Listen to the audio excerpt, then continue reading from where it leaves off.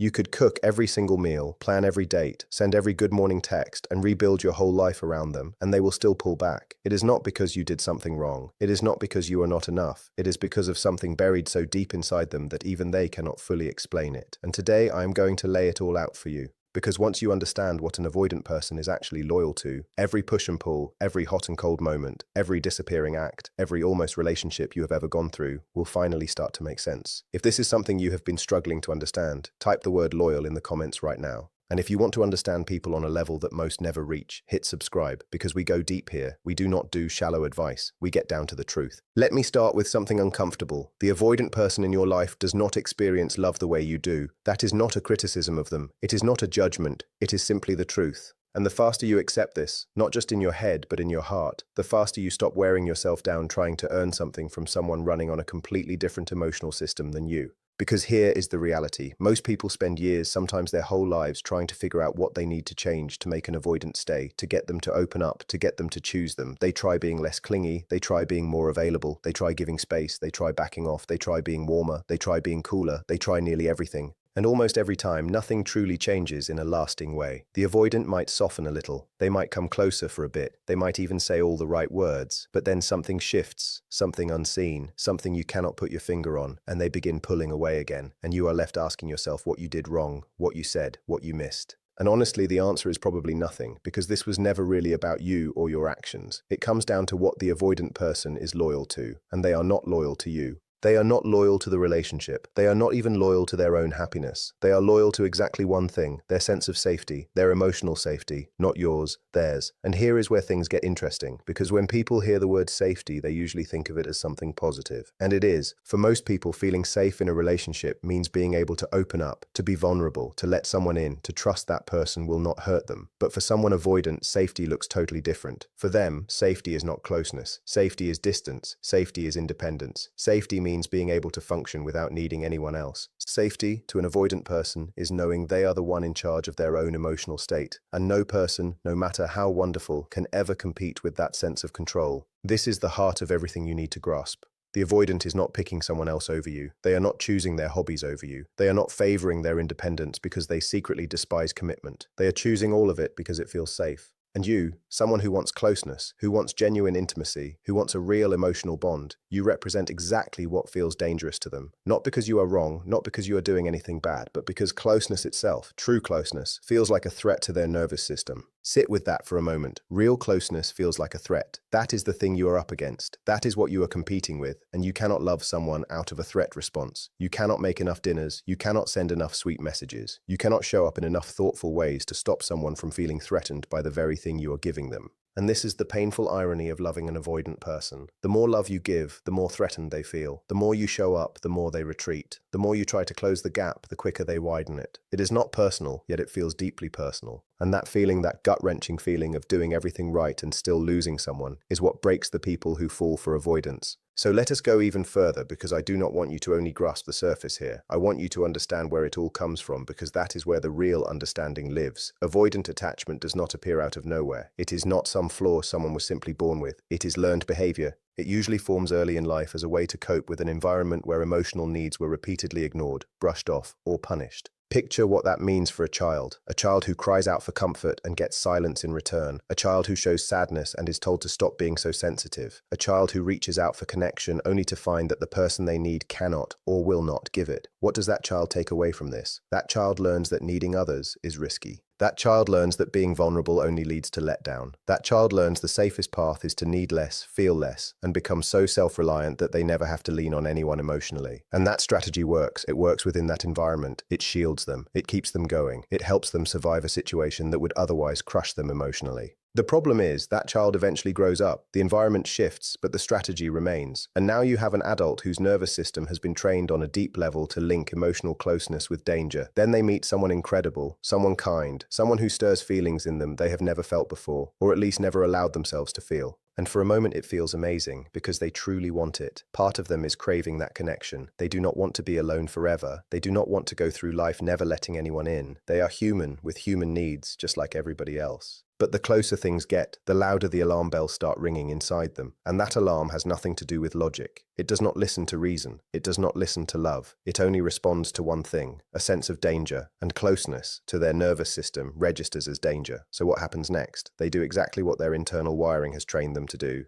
They put up distance. They become hard to reach. They suddenly get busy. They start noticing flaws in you that never bothered them before. They withdraw emotionally. They start second-guessing the relationship. They convince themselves that something is off, that you are not really the right one, that they are not ready, that something feels missing. And here is the part that matters most. They are not lying when they say these things. In that moment, they truly believe every word. Their mind has convinced them that pulling away is the smart, rational thing to do. Their brain hands them every reason why getting closer would be a mistake. It does this to keep them safe. It does this because that is exactly what it was conditioned to do. So when an avoidant person pulls back from you, they are not scheming. They are not playing games on purpose. They are not out to hurt you. They are simply obeying the oldest, deepest programming they carry. They are staying loyal to their safety system. And that system does not care about you. It does not care about everything you two have built together. It does not care about the beautiful memories you have shared. It does not care about your feelings, your needs, your love, your effort, because that safety system was built long before you ever entered their life. It was built back when they were small and powerless and had no other choices available to them, and it has been running on autopilot ever since. Now here is where people make the biggest mistake.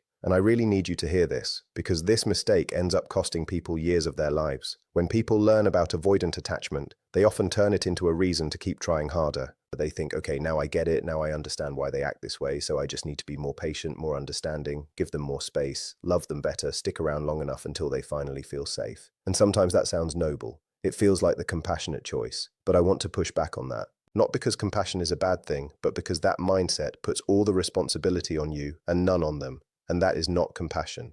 That is self-abandonment wearing the mask of patience. Let me explain what I mean. An avoidant person absolutely can grow. People with avoidant attachment are not permanently broken. They are not forever incapable of love, connection, or healthy relationships. But they can only grow if they are actually doing the work. Real work, not the work of putting up with your presence. Real, active, intentional work on themselves. Therapy, self-reflection, a genuine willingness to examine their patterns and take ownership of them. Because here is what does not work. Waiting around for them, shrinking yourself, making yourself smaller and easier to manage. Putting up with behavior that hurts you simply because you now understand where it comes from. Understanding someone's pain does not mean you have to carry it for them. Understanding the root of someone's unavailability does not mean you have to accept that unavailability. Those are two completely different things, and so many people blend them together. They believe that because they now understand the avoidance wounds, they are obligated to be the one who heals those wounds by sticking around no matter how they are treated. But here is the truth. You cannot heal someone else's attachment wounds for them. You cannot love someone into feeling secure. Love alone cannot override a nervous system that has spent decades linking closeness with danger. What actually creates real change in an avoidant person is not a more patient partner. What creates change is the avoidant deciding on their own that they want to change and then putting in the real hard work with professional help, with steady effort, over real time, not because someone stuck around long enough waiting for them to get there.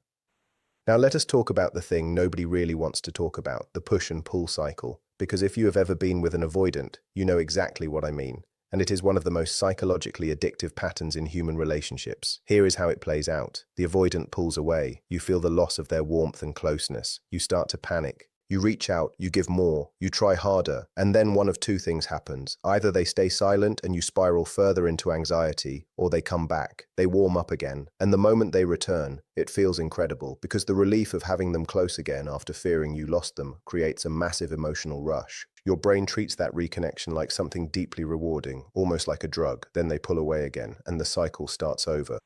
And here is the thing. Over time, this cycle trains you to become more and more fixated on them. Your nervous system stays locked in a constant state of waiting for the next hit of connection. Every tiny gesture starts to feel massive. Every text they send feels like a gift. Every moment of warmth feels like a victory. And without even noticing, your entire world becomes built around them. Your mood follows their mood. Your sense of worth hinges on their response. Your day is shaped entirely by whether they reached out or stayed quiet. Meanwhile, they are getting exactly what their system craves: closeness whenever they want it, distance whenever they want it, and full control over the emotional temperature of the relationship at all times. And you keep allowing it, not because you are weak, not because you are foolish, but because this cycle is genuinely addictive. It activates the very same reward pathways in your brain that substance addiction does. The unpredictability, the intermittent rewards, the highs and the crashes, none of it is designed on purpose, but functionally it keeps you hooked all the same.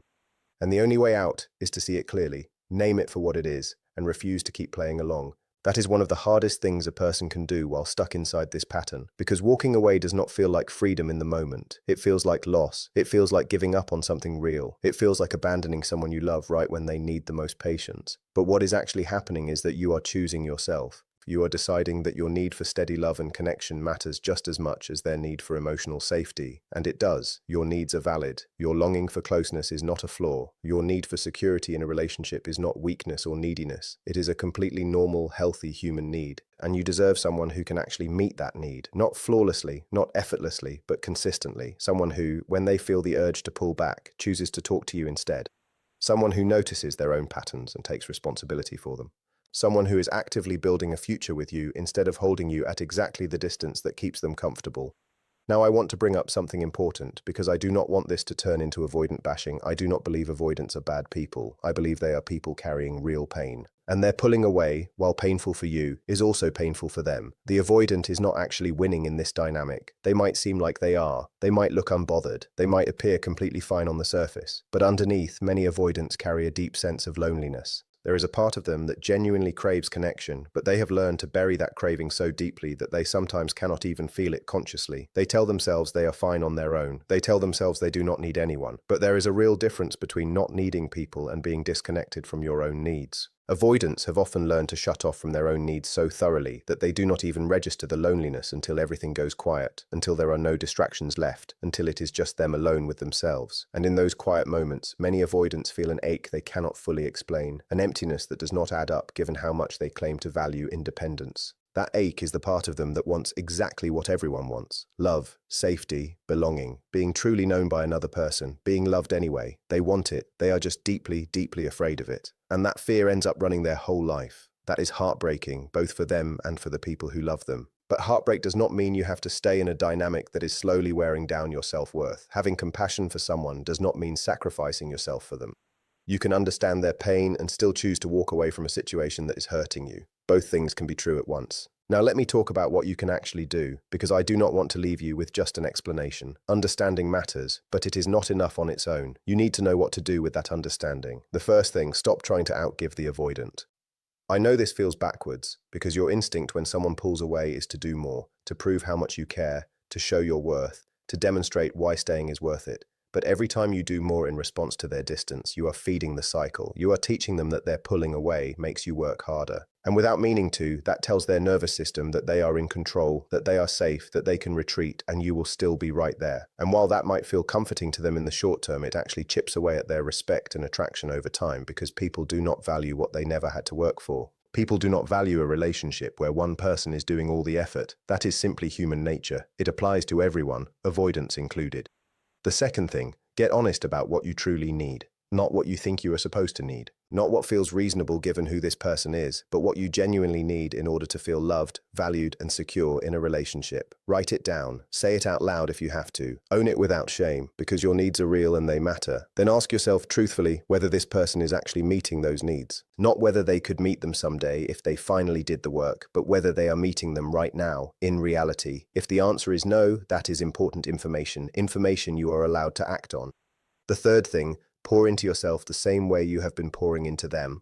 All that energy you have spent trying to understand them, accommodate them, be patient with them, figure out the exact right combination that will finally make them open up. Take even half of that energy and redirect it toward yourself, your growth, your friendships, your passions, your life. Because here is what happens when you do that. Two things happen. First, you start remembering who you are outside of this dynamic. You start reclaiming parts of yourself you may have quietly set aside while building your life around someone who was not building theirs around you. Second, you naturally become less available to the cycle, not as a trick, not as some strategy, but simply because you are actually living your life. And that is not just attractive, it is healthy.